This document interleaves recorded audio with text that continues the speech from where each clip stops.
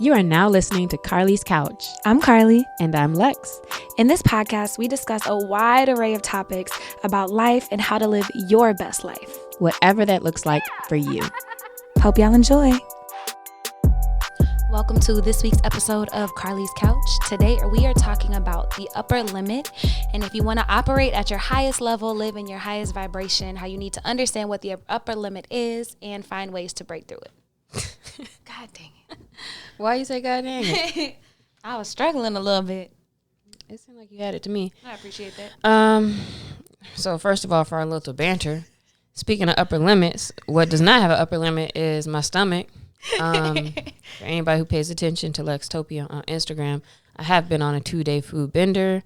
I have been to about 12 or 13 food spots in the last, has it been 24 hours? Almost 24 hours. Got one more tonight. So if you hear me breathing like Biggie Smalls over here, just sweating it out. You know, I've had about 20 different meats. I mean, all of them included. Fuck it. We just gonna start there. And I'm drinking penny water if you watching the video. Yeah, so. she drinking Dasani. It's that bad. Like, yo, you just gotta clear out your pores. Some water. No, but I had done a 3-day juice cleanse for a few days, and after we did that, it was like, yeah, let's wild out. So I've been wilding the last couple of days. Invited Carly today to wild out with us. We went to Foodie Land. Mm-hmm. Foodie Land, which was just basically like 500 food vendors. It's like a fair for food. Yep, at the Rose Bowl, all in a parking lot.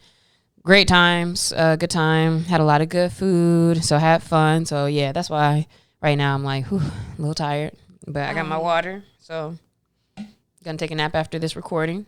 But we made it. We're really excited to be here. The food was also delicious. So you need these food festivals in LA. Definitely try to go. They're always fun. You always find small businesses. There were a lot of people there from the Bay and different places and try new things. Mm-hmm. We tried some Vietnamese birria tacos, which was interesting. Never had that before. Fire-ass lobster roll. But back to why we're here today. Sorry, I started reminiscing pretty early. Is the upper limit. I didn't know what that was. I started reading this book called The Big Leap by Gay Hendricks. And one of my friends recommended that. Shout out to Amanda.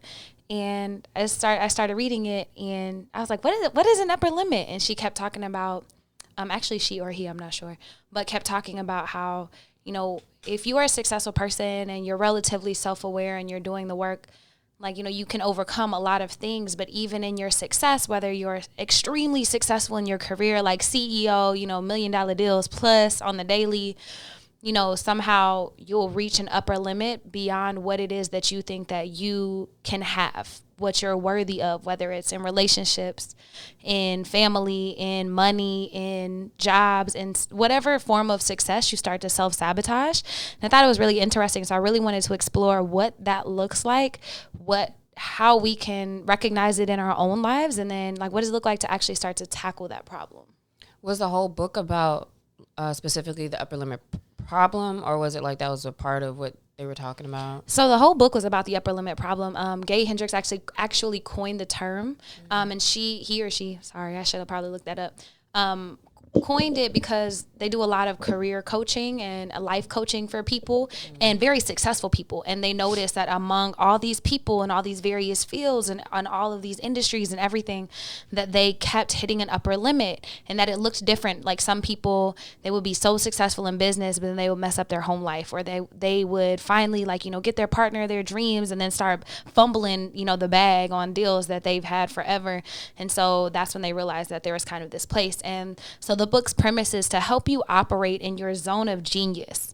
And so in your zone of genius, you can capitalize on your natural abilities, which are innate rather than learned. And this is like when people talk about flow, like operating in the zone of genius is your flow, like where you're inspired, you know, are yourself, you're distinguished, unique, and in a way that's like far beyond what you're doing. And they paralleled it with a lot of successful people actually operate in the zone of excellence, which is you are doing something that you're very skilled at, like you are the best. And often this zone is like a cultivated skill. It's something that you've practiced and established over time, and how most people don't break through to their zone of genius and really figuring out who they are and getting in their flow because of the upper limit problem. So excellence is awesome, but they're saying like, oh, there's another level. Yeah. And were they saying that we're supposed to, not we're supposed to, but that we could be operating at that higher level at all times? Like that could be a regular state, or it's just like, hey, you can get to that sometimes. Well, I mean, with humans, I think ebb and flow, but they're saying you could operate your life in the zone of genius if you are able to break through these things. Not to say you won't have days where you mess up, but like, yeah, you could live your life on a higher level. But in reading that book, did you feel like you were personally, like you were inspired to be like, oh man, I can tap into a next level? Or like, how did you feel reading about it? I thought that it was an interesting concept because, like, you know, we do a lot of, if you've listened to a couple of the podcast episodes, you know, we do so much self-work, right? You know, on like unlearning traumas and learning how to be present and being self-aware and loving yourself. And I've never thought about what that looks like career-wise. Like, I've never thought about how those things manifest in my life, and that could be keeping me from being in that next level. Like, oh, damn, there could be a next level here. Like, because I do operate in flow, but I'm not always there. Yeah, I guess I just wonder how you felt about it, because it also kind of sounds overwhelming, or sounds like it's just, oh, here's a lot more work, or like here's some space of zen that you could be in. And almost as if it's like, are we supposed to get to a space where we just don't feel like we have any doubts, any problems, any insecurities, and like, you know, just like always leveling up? But it's like, you know, at what point, I guess, is like, you're straight. You know what I mean? Like, when is it like, oh, I'm good? I think we are already good as we are, right? And I think that is the real gag, right? In all of these learnings, I was reading something this morning that was talking about the Tao, the way of life, the Tao Te Ching. I probably messed that up too. And they were talking about how, you know, that's balance. Like, life is like a pendulum, and we tend to sway on opposite sides and then try to make up for it by swaying the other way, instead of just kind of chilling in the middle and realizing that you already have things. So I think a healthy perspective, instead of like always trying to, man, I have to fix this or do this to get better, it's noticing that, you know, you could be living, you know, your best life, not just what you're good at or skilled at, but you could actually be creating the things that are on your heart, or doing the work that you love. And Can I? Go ahead. Slightly want to interrupt. Go ahead. I think it almost is more clear saying it from the other way around. Like, if you didn't have the upper limit problem, you wouldn't stop yourself at a certain space. You're like, oh, you can do the things that you love, and it's like, that's cool. But I think really it's like, and for me to understand, it's like, yes, if you tell people like, hey, have there been times where, you know, you got to a crazy level and all of a sudden it was just like, oh, I don't feel like I can go farther than this, or you have maybe an opportunity, but you're like, nah, that's not really for me, type thing, and so you don't really go as far as you could. And so, like, what are some ways that can look like? Like, how can we illustrate that in, like, different parts of life, I guess? Well, so I think the premise, like, of a lot of storylines and movies and TV shows is people are very successful but extremely unsatisfied. You know what I mean? And I think that's a good. Yeah, that's always a plot too. Or it's like, hey, I'm this awesome warrior, but to fight this last person, I have to like super like train or do like more, or, you know, like, it's like I have to level up to be able to actually conquer and save the world, type thing. So maybe it's like, when we have this upper limit problem, we'd be like, yeah, I'm good, I'm gonna pack it up.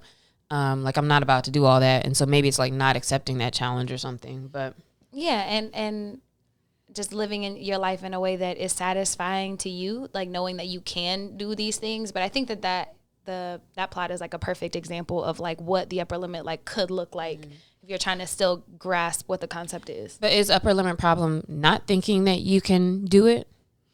No, I don't think so. I think it's just having an a dissatisfaction and not really knowing where it comes from. Like thinking like, man, I finally got all these things I thought I always wanted, and I'm still not satisfied. Oh, I thought it was like when you stop yourself from. Well, I think it's both. So like that dissatisfaction, like all those people who like, you know, turn like a midlife crisis, right? Like, oh, I got to go buy this car, quit this job, or do all these things, and it's like, well, you could actually level up instead of wilding out and trying to figure out what that is. Okay, so that could be an example. In love, I would think like love and relationships, an upper limit problem. Could that be where maybe you just haven't had like that relationship that was super awesome, but then I feel like we see stories of this all the time, or kind of hear about it, where it's like, oh, this person who's like really awesome to you and they love you and they're treating you well, but for some reason you're still kind of like, nah, this is a little too good, or he's doing a little too much, or I don't think this is right, because you're so used to like a certain thing, so you kind of don't really accept it. There's an example that they use in the book about this woman who is killing it, like with her job, like she's phenomenal, but her joke is always like, have everything but the husband that I want, and so once she started getting coaching from this person, she finally met this guy. He's a computer programmer. He was amazing. They fell in love and all those things. But then like 6 months later, she called the coach and was like, I'm about to divorce him. He's all these things. The coach was like, yo, calm down. What happened? And she was like, he gave me this really bad investment advice. And then the coach was like, why are you taking investment advice from your husband when you're the business person? And she was like, oh. Like you're looking for something. Yes, you're like looking for something that is a problem. You start looking for them.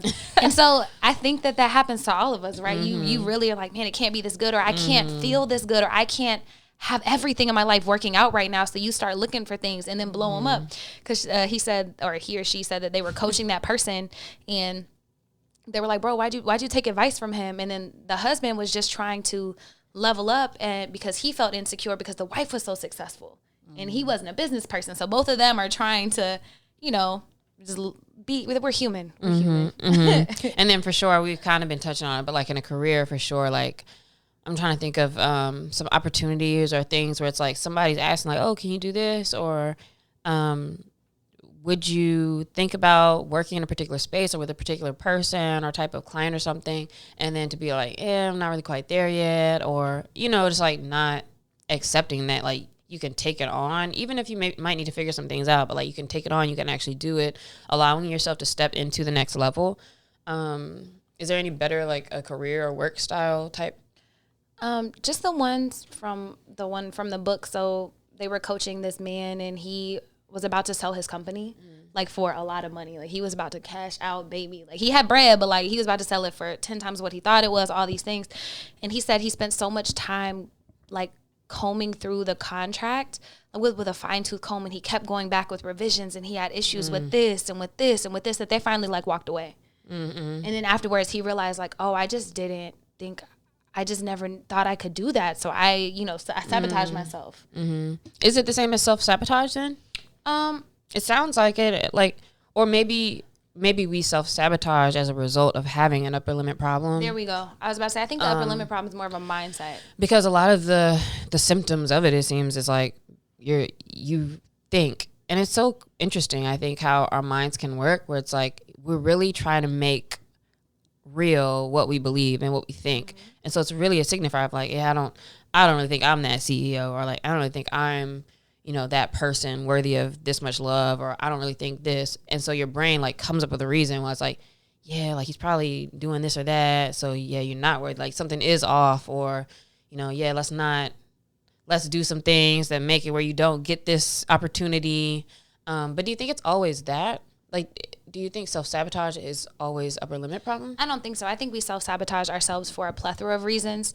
I think the upper limit problem is specifically like the limitations we believe that we can have this much abundance.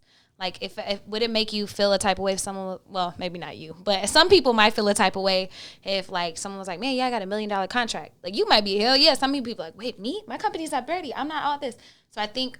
You saying somebody tried to offer you that? Yeah, and you all of a sudden start in on yourself like, oh, nah, yeah, I would get stressed off top though, because it's still like the first things that makes you think is like, what can we be doing to make it worth that? Instead of thinking about it the other way. And actually, so with one of the last clients I just pulled, it was one of my bigger monthly retainers, and I was talking to one of my operations guys about it. Like, should I like add? I forgot what I was trying to do, but like kind of like, what can we do to make this really be worth it? He was like, yo, like relax, because remember how much when they showed me the proposal that other people were doing, that was like they were charging like $10K a month for some trash. He's like, yo, remember their proposal and like what they were doing, like. You're already worth it just by giving them better, like a step better than what they had already. So it's like you don't have to overthink like trying to pad it and make all these extra things. And it's like, oh yeah, you're right. Like, so understanding value, I think, is kind of maybe one of those underlying things, like our own value and what we're doing, or ourselves or whatever, where it's like we're trying to like measure it and you might not think it measures up. So it's like you don't just open yourself up to do more. So it's like a reflection of what we believe we either bring or are worth or have or can receive, like in love and a bunch of different things. So I think that those are all part of a mindset that, but then to your point, that we start self-sabotaging, we start reacting to those behaviors and bringing that behavior into our life, and then it just becomes a self-fulfilling prophecy. So that's why it's important to start with the mindset.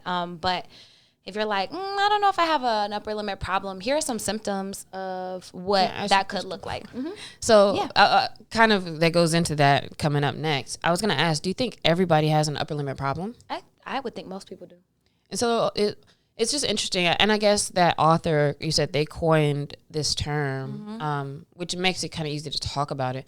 But it's almost like if you're just saying in layman terms, like, have you ever had an opportunity you self-sabotaged, or you know something was too good and you self-sabotaged? I feel like that's a general experience for most people. It is, but it's like why, and those could be different reasons. It's like, but why are you doing that? Doesn't it always kind of come back to like your own, like your value, insecurities, and all those things, in like why you self-sabotage or why you might have that issue?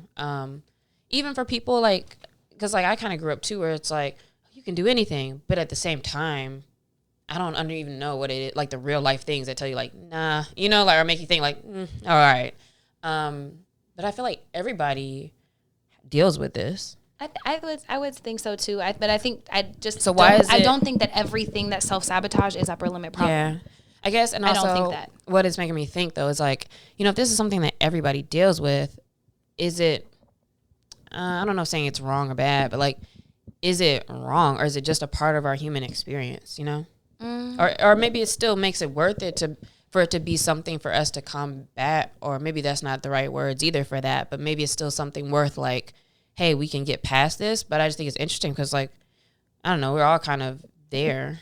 Yeah, I think the upper limit, I think the upper limit problem though is more applicable whenever you are like doing the work and trying to level up. So I see. You see what I'm saying? I'm saying I want to level up, but I'm still hurting myself. Yeah, doing that, but also for people who are like, I want to do better, but aren't actually doing any self-work and aren't figuring, you can't figure out like, man, why do I keep self-sabotaging myself? Like, I think I think this can affect everybody, but I think there's a certain sect of people like who are really trying to elevate. It's helpful to label this and really think about it. Yeah. Or like, even you're right, like your example with the lady where she's like, I got everything except this. And it's like, okay, let's talk about like, so it's something you say you want. Let's talk about why are you holding that back? Yeah. Okay.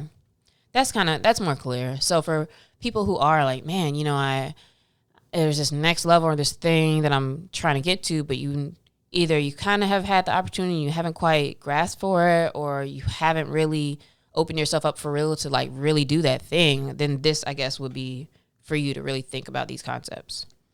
Okay. So if you notice some symptoms of a person with an upper limit problem are, one is if you're always worrying about everything. Why? If you didn't worry, maybe I get it, because if you didn't worry, it's like, like everything, maybe not everything's gonna be fine, but everything's going the way it should, and it's flowing, and the opportunities are here, and the space is here, and the things are here. So you're not worried about like holding on to anything or grasping on to anything. Another symptom of a person with an upper limit problem would be blaming or criticizing others. And I think maybe because that could be a reflection of really like how you feel about yourself and your own kind of criticisms. When I'm criticizing other people a lot, it's really like usually like kind of just a reflection on myself. And so if you're criticizing yourself so much or kind of being hard on yourself, it's like you're not letting yourself be a human and like be open to things happening. Okay. I'm like really trying to think about this as we go, because I want to make sure like we're not just saying stuff. It's like, how does this actually make sense? No, that makes sense. They have an example of a boss who, like, let's say that you worked for me and you did really great on a project, but I would be like, man, there was that one time you fucked up. And that's what I would bring up instead of celebrating you. And that was one of their clients. And they were like, why do you do that? And he's like, man, I'm just so scared that, that they'll do that again and that we'll not be able to get to this next level. But what was really happening is he wasn't able to build relationships with his team. That was holding his company back. Like, he was really breaking people down. And so he started having meetings where he would just praise people, and like his sales went through the roof and all these things happened. Okay. Yeah, that's a good example. Another one is that you feel guilty. I think that one is kind of self-explanatory. can talk about it. So she said, and explain. If you feel guilty about like where you are or about things for what you have, I think that. Oh yeah, I can see that, because if you feel guilt around anything, it keeps you from kind of moving forward. And like being fully present, because I'm so like not feeling like I deserve this or have this or wow, I'm kind of lucky for this. Like it's like, no, that's not a great mindset to have. I think the next one's pretty obvious. Fear and self-doubt. If you have an upper limit problem, you're doubting yourself, your abilities, maybe scared of what that next level looks like. And I can identify with that, because it's like, oh, okay, like get a big client, and now it's like, oh man, can we perform? Or like, oh, like is the team going to be together? The process is going to be together? But it's like you have to do some things as you're growing. And just if you have more of the right mindset around what that looks like and take all that like extra worry off of it, it's almost like you're just like, that extra fear and doubt is just adding more weight to your shoulders instead of just like, all right, we're here, so like what's next? Or like, how are we going to move through it? And that one kind of flows into this one. So hiding significant feelings and or not speaking significant truths to relevant people. And I think that a great example of that is in relationships. Like you're not saying how you're feeling or what's really going on. Every day. Because you're scared of them leaving or of them changing or of them seeing you for real, which stunts like a relationship's ability to grow. I wonder, well, I don't do it because of that. So if I all the time get talked about, it's like, oh, like as soon as ask me like, oh, how are you feeling, or what's wrong, and something will be wrong, but it's like, man, I think I just won't want to say stuff because, oh, maybe it does end up getting back around to that. Like I don't want to talk, or I don't want to say a thing, usually because like, oh, I don't want to have a conflict right now, or I just want things to be chill or easy. But also when you do that, you're keeping yourself at the same level. But then every time I have like a good argument, like a constructive, whether it's an argument or I'll just say conflict, because it doesn't even have to be an argument. But if you actually express like, oh man, I feel some kind of way about this, but I recognize it's kind of off or whatever, but you know, that's just what that triggered. Or like if you just start talking and get it out, at least you can move through something to maybe have more understanding with the person, or be able to just kind of like at least have let it out. So because sometimes you just being in a bad mood or you not talking to the other person, now they getting a vibe, then it's like back and forth kind of thing where it's like you're kind of resentful or everybody's all quiet and you're like, all right, like, it just doesn't help move anything forward. And I guess with all of this, we're saying like we're stopping yourself from moving forward into better, opener, more abundant spaces. Not keeping agreements is a symptom of the upper limit problem. Maybe because that's like a form of self-sabotage. Yeah, man, that's what I was thinking. And when I think about that, that's like, for me, I'm thinking the first thing is like deadlines. Sometimes you like, God, dog. And then especially, it'll be like 3 p.m., 4 p.m., not even like midnight or nothing. It's like, man, I said I was going to send this, but at this point, I might as well just send it tomorrow. Or like, you kind of like talk yourself out of stuff sometimes. And it's like, dog, just do what you say. I don't, that's so hard sometimes for me. And not for like the obvious things of like doing what you say as far as, like just treating people good and certain types of things. But like sometimes in just the overall, it's like, even if I tell myself like, oh, first I'm gonna make sure I work on this today, and then you end up kind of going all around and do everything else, and it's like, why? I wonder like just why. And maybe that's a form of sabotage, maybe, and a form of procrastination, a form of not letting yourself really live in that space that you could be. I think so too, and especially like keeping agreements with yourself. Like we always think about agreements with others, but I would say look at yourself and look how many of those you break on the daily. That's just me talking to me. I wonder if there's a way to like, or if it makes sense to, like at the top of the day, it's like, all right, here's maybe 3 agreements I want to keep today, and whether it's around things to do, like, oh, I'm gonna make sure I get the dishes done on time, or I'm going to be on time for all my meetings, or I'm going to respond to every email, whatever it might be. There's things, but maybe there's other stuff too about, but I think other things are harder. So those are the things like, like I just have to do them. But if you say like, I'm going to keep an agreement, like, oh, I'm not going to judge anybody today. And it's like, all right. Or maybe it's like, I'll work on catching it. Best. But but even still, that's kind of like, all right, like 5 minutes in, like, yeah, I forgot about that one. Yeah. But still, maybe, I don't know, that's something to think about is like, all right, looking at my plate today, what all do I have to do? And maybe it's just more simple as like in my planner, it says top 3 things today. And maybe it's like, all right, let me have an agreement to make sure I touch those 3 things or something like that.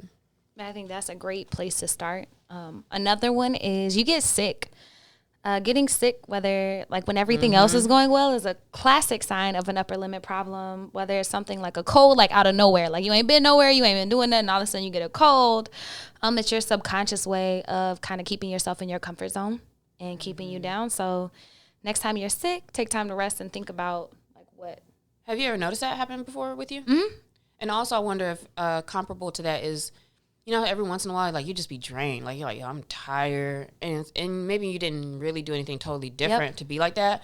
But it's almost like, and I think that's something I try to watch myself, too, sometimes. Not all the time. Because I feel like every day, you know, people ask you, like, how you doing? How's work? Whatever. And the first thing you kind of be like, I'm tired or busy and those kind of things. And, you know, I try to challenge myself, like, yo, stop saying you're tired or stop, like, living in that tired space.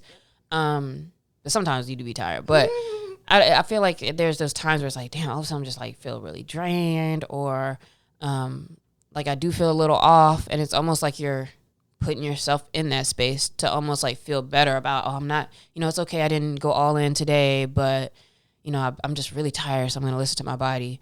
And I don't know. I think that's a weird place because, yes, you do need to listen to your body, but also at what point can you like kind of challenge yourself to push through that or, you know, go for a walk real quick and be like, all right, I'm going to come back to it or I don't know, something. But I think that is definitely like a sometimes it's like a self thing. Like your brain just tells you like, well, you know, you're about to turn up, so let me turn you back down a little bit. Exactly. So your brain tries to level you out. Oh, sorry. And then the last thing is, and this is the most obvious one, I guess, is you throw away success. It's a common behavior of people with an upper limit problem to have success within their grasp and then throw it all away. So whether you lose, well, I guess that's me this weekend.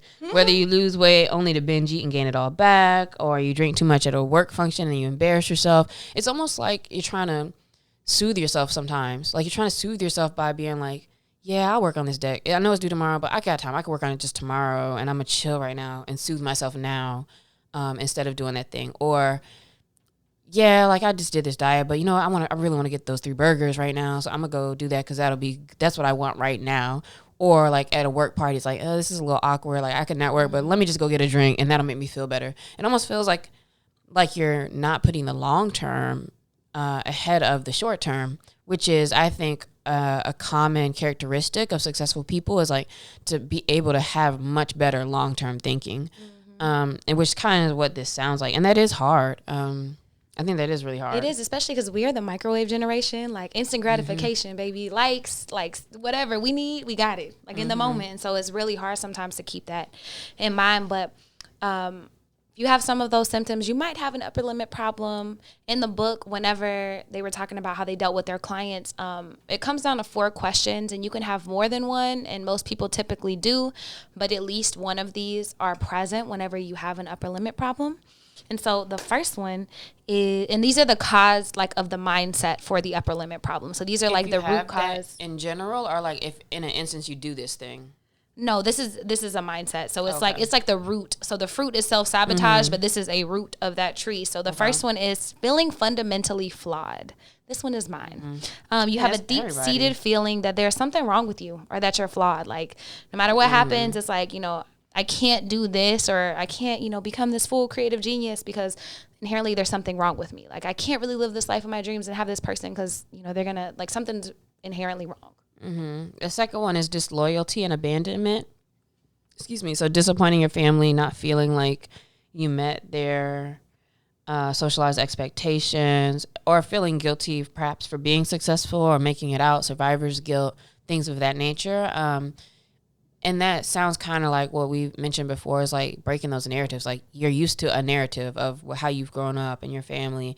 And it's like, oh man, can I break that or should I break that?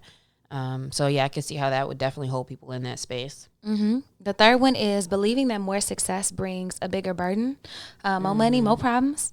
Feeling like you're a burden to people also. Like most of the time that stems from caregivers and parents and how you were either treated or raised in your family. So as most things, stem back to childhood, like thinking about how that could have been a mindset. Like if your family got a whole bunch of money and your parents got a divorce, maybe you think inherently that means that more money equals, unhappiness, or I wonder if religion can play a part in that too for folks who they kind of align, even though you might not think it or it might not be at the front of their mind, but you kind of align. Like every movie is like the rich person's always a bad guy, but you kind of align like having wealth, being the big CEO as like a bad thing, which at a certain point it is kind of like, all right, bro, you could spread that out a little bit. But for what we're talking about, because we don't be on nobody's level the same as no Jeff Bezos or anything. And this reminds me of like those Twitter combos. People like, yo, why you always caping for these billionaires? Oh my God. Like you on the level. Like you're not realize like you're not nowhere near that. Like nowhere near that. So like they don't need your arguments. Need you to cape for them. But yeah, more success, bringing more problems. That is kind of like a trope. It's like, ongoing thing that you kind of see in different spaces. Or that being successful makes you unhappy. Like, literally every movie, it's always that person who's like got it all together, but then it's like they have this big issue about, they don't have this in their life. And it's always like that. They have an upper limit problem. Mm-hmm. And then the last one is the crime of outshining others. And this is common among really gifted or talented children, people who are very charismatic or star students who are often accused of stealing attention or always trying to steal the spotlight. And their normal behavior is seen as threatening. So, for example, like if you got in trouble a lot because, you always outshined your sister, or because you got in trouble for just being kind of who you are, like that could also be a cause. And so that makes you hold yourself back? Apparently. I mean, because then if you think about, if you associate, let's say like disapproval from your parents every time you got an A and your sister got a D, then you might not you might try to limit your back a little bit. Yeah, you might try to limit. Or if people always tease you, like, you always got to get an A and outshine everybody. Yeah. And so I can see that. I can see that for sure in certain levels, like in the classroom where it's like, yeah, I know every answer, but, you don't want to raise your hand every time. Like, all right, I'm going to just act like, I don't really know all the time, because it feels like you're singling yourself out. That makes sense for sure. I wonder, yeah, I can see that then. Mm-hmm. That's interesting. So those are the 4 hidden barriers. So think about if you have any of those 4 or any of those that maybe rings a little bit closer to you. And those are the 4 hidden barriers that lead to the underlying beliefs that cause the upper limit problem, which then leads to the self-sabotage. So if you found yourself identifying with any of those symptoms or any of those questions, here are some ways to kind of combat this. The same way we combat everything. Awareness, identify it. So if you're thinking about this now, maybe you Google it, look into it a little bit more. It's like, oh man, I do have an upper limit problem. Or if you could think like recently in relationships or especially in work, like, oh man, I did let that kind of slip. Like, man, like I recognize it all the time, but like my business, as somebody who runs a business, like that's often that I have an opportunity or something and I'm just like, I'm good on that, or, whatever. But also you can't do everything. So, be real with yourself about it. But I think if you can identify it, and accept it and have awareness around it, that's always the first step. I would go as far as what we said earlier too, to also say, just start somewhere where you just make a few agreements with yourself, and just start being true to like yourself, what you really want. And then kind of seeing where those things aren't lining up also, so you can kind of just be more aware of like, am I holding myself back here? Versus, or maybe it's really hard, or maybe there's really a skill I need to learn more of. Because sometimes it's literally just that, like, oh, I'm just holding myself back. Most of the time, that is the thing. So refreshing those narratives. And then here are some things you can do like daily to kind of build momentum. So the first is awareness. So taking a step back and noticing what comes up, like where you see those behaviors. So constantly worrying or constantly criticizing or blaming other people for things. Mm-hmm. And then as you're practicing that awareness, write them down. Like when you have those observations of like, oh, that's a pattern, or that is something I do, or I don't accept compliments, or whatever it may be.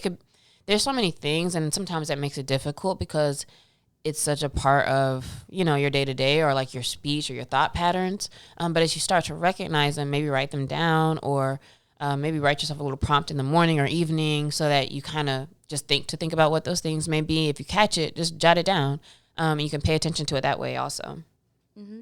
And then working to stop your negative self-talk. So anytime you notice you breaking yourself down, this goes for life in general, but particularly for this, just stopping that negative self-talk in the moment. Mm-hmm. And then focusing on your strengths. So, and also I would say like acknowledging your strengths, and really understanding like what you are good at and really leaning into that. Don't not kind of talking yourself down off of like what those strengths are.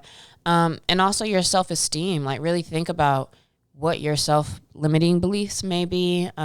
Think about where you are with your self-esteem, maybe even identifying just in what areas is it kind of a little lower than others. And then working on that.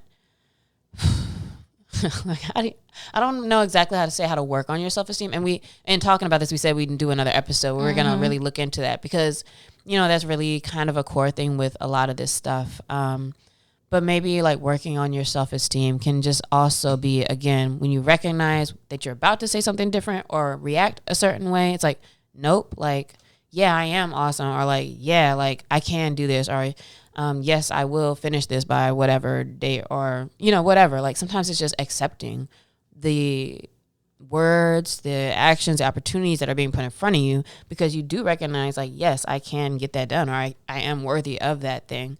So maybe it could just start with that switch of catching those thoughts. That is definitely the place to start. And whenever you notice yourself getting caught up in that or like falling into a negative loop, you can affirm yourself. And we've talked about affirmations before and went through some, but finding some that feel true to you so you can believe them when you say them and work up to it. So using affirmations. Mm-hmm. Also releasing guilt, working on letting go of things that you may feel guilty about, because those definitely like keep you in a space. And letting go of that can look like writing a letter to yourself, to a person, kind of just acknowledging those feelings around it. And whatever that thing is that you may be feeling guilt around, it may be something that you can kind of challenge yourself to kind of get back in that space or like confront it in a certain way to where you do not let that kind of overtake you. Like you are like, you know what, like, yes, that happened or maybe it didn't really. So I know this is kind of broad because it depends on what the guilt is around. Mm-hmm. But really being like, hey, that happened or that was the past or man, that's something that may feel some kind of way, but I'm going to let that go and maybe try to move forward in that space in a different way.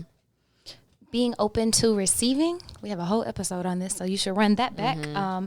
But being open to receiving compliments, gifts, love, time, whatever, people are trying to give to you, being open to that. Mm-hmm. And being grateful and expressing gratitude around everything. That always just keeps you in a mindset of being open for what is around you now, what you have, and always like bringing more to you. Not taking yourself or life or this self-work too serious because then you'll miss it. Yeah, you sure will. And then overcoming an upper limit problem is not a one-time thing. So maybe kind of just being aware, maybe the next time something's kind of happened, like, oh, maybe this is what they were talking about on Carly's couch. Where like, I know I could kind of do this, but I just don't want to for some reason. And I think that's a key thing too. It's like when you're like, I don't know why I like don't care about finishing this right now, or like I could do it, but I'm just not. Like that seems like it's a thing. It's not like I cannot do this. It's never really a legit can't do. But it's like you're trying to like, I don't know, I shouldn't, and it's like not even, like you're trying to come up with a reason not to do stuff. And that's how it feels, I think, like what I can identify with some of these stories. And so like kind of catch yourself with that and recognize like, it's not just a one-time thing, but if you can catch just pieces of it, maybe that can also spread that awareness across the board as well.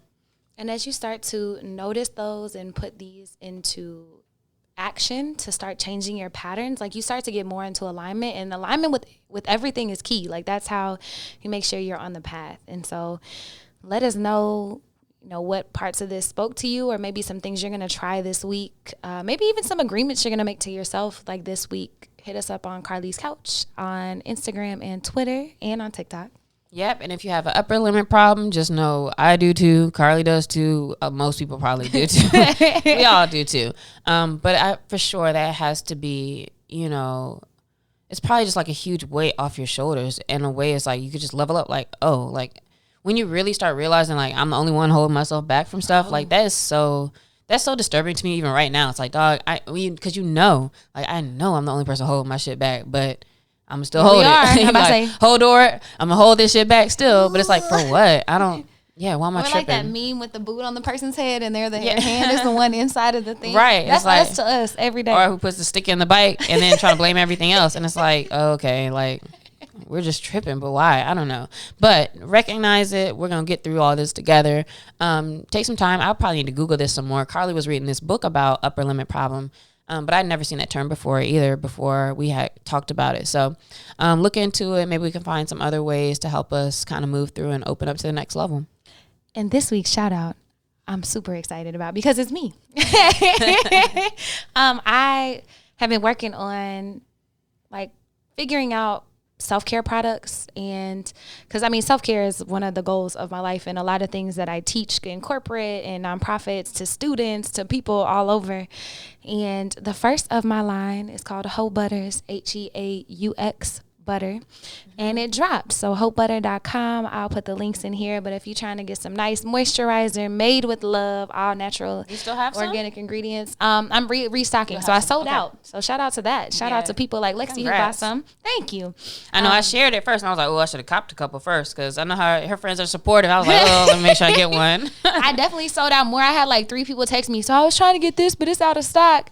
Like, I love it. You got to be quicker than that. My mama gonna hit me like, what's the discount code? And I was like, girl, not what's the discount. I was like, let me make one for you real quick. It's mama. But it only worked once, so sorry, y'all. What's the discount She really code? hit me with right, promo code, please.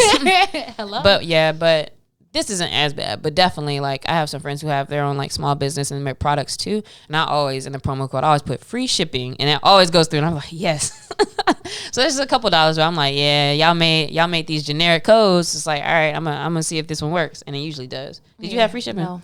Oh. I did if you bought off. Probably say you got to just straight up support. So that's on you. Sorry, y'all. I love y'all, but not sorry. I spent a long time. It's been almost a year, like trying to figure out the perfect. I feel like a little scientist in there trying to figure out the perfect things for the nice moisture, the good texture. All right, now we're gonna be leaving some reviews, so we'll see. We'll see. We'll see. When it I comes to the mail. welcome feedback. I'm just getting better. So, Hoe Butters, check us out on hopebutter.com. I haven't made a whole social media yet, so nah, not yet. Yeah, but everything looks really good on the site. It looks good. You got to keep all that simple. Like, and like, please think about that. Like, as you're doing your own endeavors, like, I'll just keep it simple, get it out there. As I'm working on something from like 3-4 years as well. So it'd be like that. But it's so funny. This is maybe kind of with the upper limit problem as well. It's like, as soon as you actually do something and you're just like, man, just take it, y'all. Like, and you're like, oh, that sold out. Like, I could have did this at any point. Man, could have did this a long time ago. Right. So, yeah, and that's where you realize, like, oh, why do I have an upper limit problem? Why am I holding myself back from just moving forward to the next step? So this episode is very timely for me. Make sure y'all check that out. And then our question of the week this week is, let's see. Where in my life have I not kept my promises? Don't get me started. We ain't got enough time for that. Where in my life have I not kept my promises? I've learned that this might be kind of vague, just because I've done it in quite a few ways recently. So in relationships, it's been challenging that it's like you think like, oh yeah, I'm gonna be open about everything and talk about stuff, and then you start to realize like, I realize that I think like, hey, I'd rather actually put my comfort first. So if I'm like, oh, this is not hurtful. So I'm not like out here acting crazy, but I'm like, if it's not hurtful, then I just don't need to talk about something or bring a thing up, or, it's like, I'm not keeping my promise. I'm being really transparent sometimes, and, or even answering things all the way. Because it's like, let me just say something quick and just skedaddle out of here.